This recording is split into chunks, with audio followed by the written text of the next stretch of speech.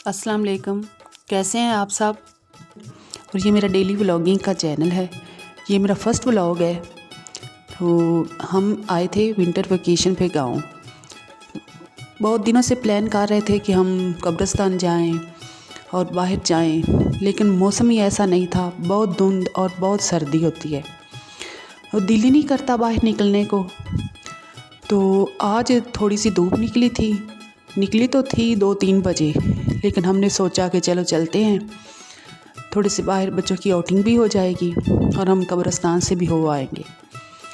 तो बाकी जब आते हैं पहले भी तो 2-3 दिन होते हैं, मतलब ज़्यादा दिन नहीं होते।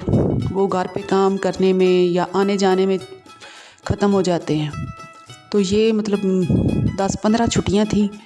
तो हमने कहा कि रोज़ ही कह रहे थे आज चलते हैं। तो फाइनली आज हम निकल गए।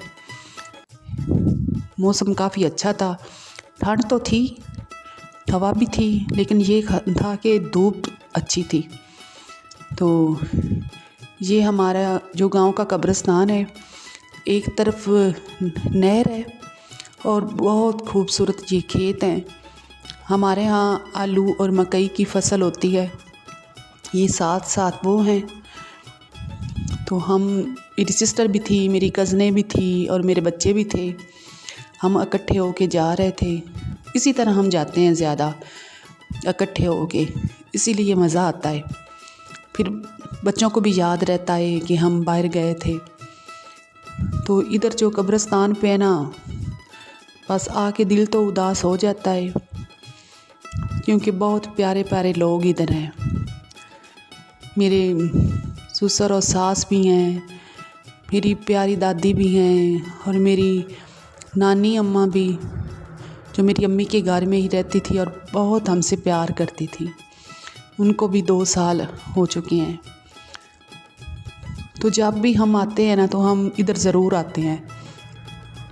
ये है कि 1-2 दिन का तो हो, तो कोई मसला हो ना पहुंच सके, वैसे हम ज़रूर कोशिश करते हैं कि हम इधर आएँ।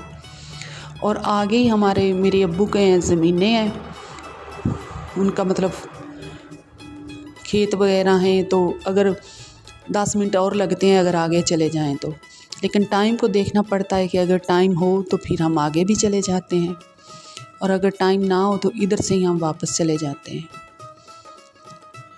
ये हमारे गांव का वाहिद कब्रिस्तान है और बहुत बड़ा कब्रिस्तान है।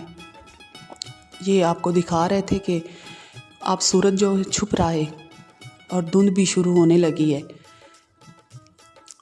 इधर आलू की फसल थी और साथ वो सब्ज़ी भी लगी हुई थी। ये पानी उन्होंने लगाया हुआ था और बहुत प्यारा इधर मंज़र था, लेकिन साथ ही कब्रिस्तान था। तो इधर पहुंचते ही ना बहुत दिल उदास हो जाता है।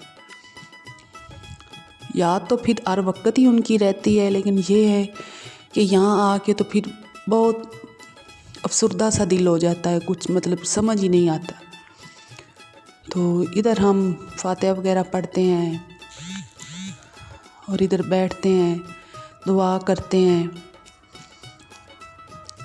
इधर मेरी नानी की कब्र है और फिर आगे जाते हैं तो फिर आगे जाके मेरी दादी लोग और मेरे ससुर सास और उनकी हैं।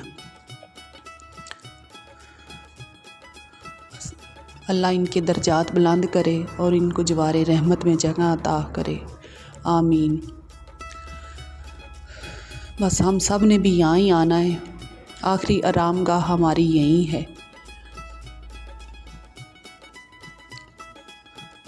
अल्लाह हम सब का ईमान पे खात्मा करे और हमारे लिए आसानियाँ करे। ये देखिए अब शाम होने वाली है। टाइम तो मतलब असर से पहले के था ना, लेकिन लग ऐसे रहा था जैसे शाम हो गई है और बहुत ठंड पड़ने लगी थी। ये हम वापस जा रहे हैं, ये इधर दरमियान से ही रास्ता बना हुआ है, तो हम इधर से वापस जा रहे थे। अगर आगे जाएं तो आगे फिर मेरे अब्बू लोगों का है वो फार्म, उनके खेत वगैरह हैं, लेकिन हम ठंड की वजह से नहीं गए थे। तो ये हम पीछे की तरफ आ रहे थे, घर की तरफ, कि बहुत ठंड है, घर को चलते हैं, क्योंकि छोटे बच्चे भी थे और धूप अब तकरीबन ख़त्म हो चुकी थी और इतना अच्छा लगता है। साथ खेत होते हैं सब्ज़ सब्ज़ और ये साग की होती है जो इधर का साग बहुत मशहूर है, बहुत मज़ेदार बनता है।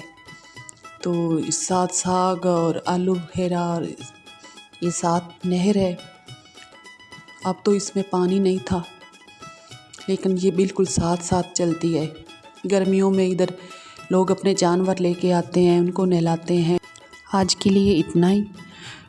अच्छे अच्छे कमेंट्स करें, लाइक करें, शेयर करें और सब्सक्राइब करें, कमेंट भी करें। अल्लाह हाफ़िज़।